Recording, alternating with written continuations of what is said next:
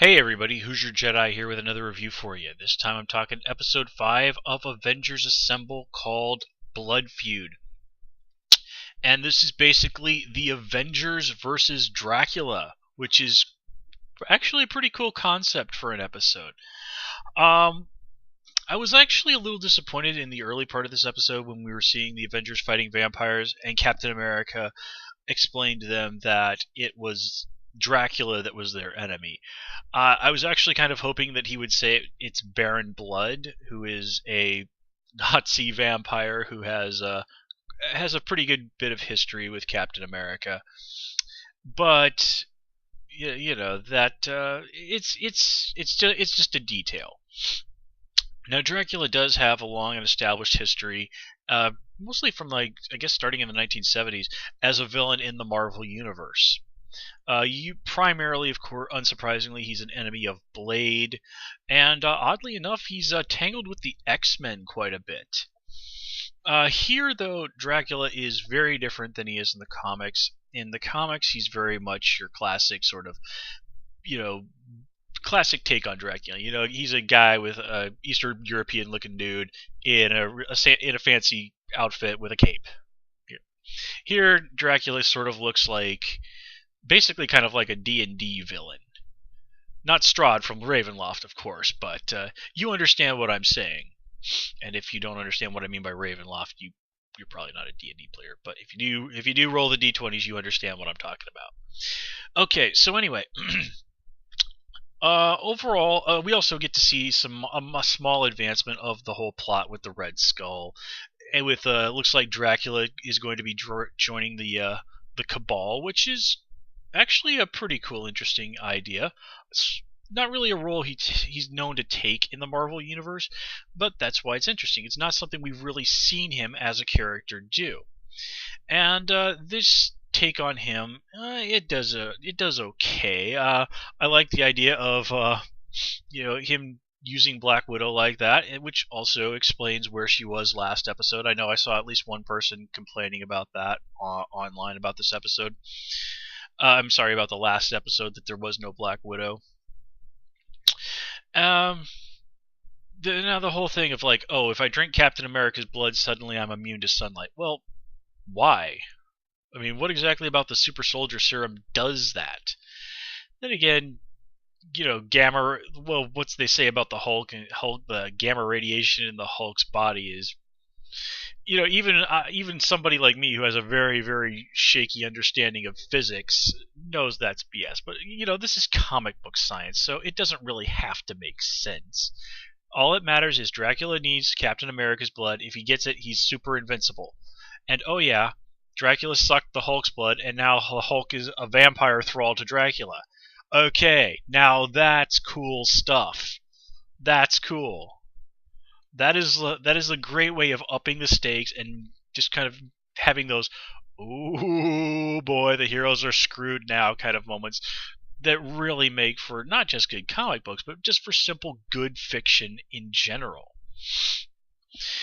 Now, I do have a couple of gripes about this episode.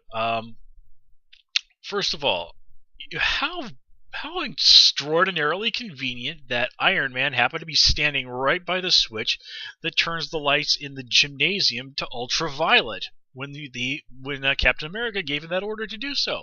I mean, literally, he's standing right next to the switch that standing right next to the kill vampires switch. He doesn't even have to fight his way to the other side of the room. He doesn't even have to walk to the other side of the room or fly or whatever. He's just standing right there. Yeah, that's stupid. And they do mention in this episode that Thor's power is really based on Asgardian science rather than magic. And that is generally the take that the comics usually go for, but they're very inconsistent with that. So technically the Asgardians are like aliens or things from an extra dimension, but then there's all this stuff with like trolls and sorceresses and all this other stuff.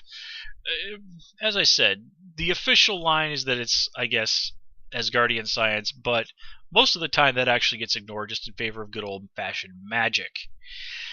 And that inconsistency in the Marvel universe sort of bugs me here. And well, I don't know if you could exactly say it's present here in the show. I'd really just think that it's just one of those things. It's just like, Tony, just kind of go with this. On the other hand, this episode does present us with a perfectly valid reason as to why Tony might not just go with it. He is initially completely unable to figure out what's going on with the vampires, but by the end of the episode, he's figured it out. He has figured out the science of vampires. So yeah. And also, the whole thing with Tony blathering on about how there's no such thing as magic, it's all just science, he hasn't really figured out yet. You get the impression that maybe the Avengers in this universe haven't met Doctor Strange yet? Oh well, of course, I'm probably overthinking all of this, but then again, overthinking what we're looking at here with these shows is to a certain degree just simply what we do around here. Oh yeah, one other thing that I liked was when Iron Man got attacked by the 3 vampire women. That's sort of a little bit of a nod to the famous brides of Dracula from various incarnations of the Dracula myth. And seeing 3 vampire ladies going after Tony, that's a nice little bit of irony, and it was just pretty hilarious watching a vampire trying to bite through the Iron Man armor.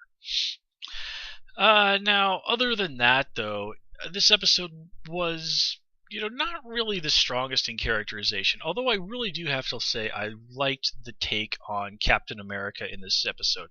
When he gets serious, and I mean like he is in this episode, really serious, it certainly is very interesting to see that. Normally Cap is just a confident but fairly relaxed leader. He's a guy who's in control, but he's not rigid about it. Here, Cap is not dicking around. He is taking what is going on extremely seriously. And if you've ever read the issue of What If, where Captain America was turned into a vampire after he lost the fight to Baron Blood, you understand just why Cap understands that this could be extraordinarily bad. And, we get to see a vampire Hulk, so you have to figure something like that was probably in the back of his mind. And really, how could it not be after seeing Vampire Black Widow? So overall, again, another really good episode. The action wasn't quite as intense as last time around, but still, the fights with the vampires were still pretty good. And I definitely enjoyed seeing Thor call down the lightning and crispy fry some vampires. That was pretty darn cool. So overall, once again, we get another really good, very enjoyable episode. I don't think we can ask for much more, folks. And with that said, I'm going to call it here. As always, please comment, rate, and subscribe. And of course, you can follow me on Twitter at Who's Your Jedi. Till next time, take care and have a good one.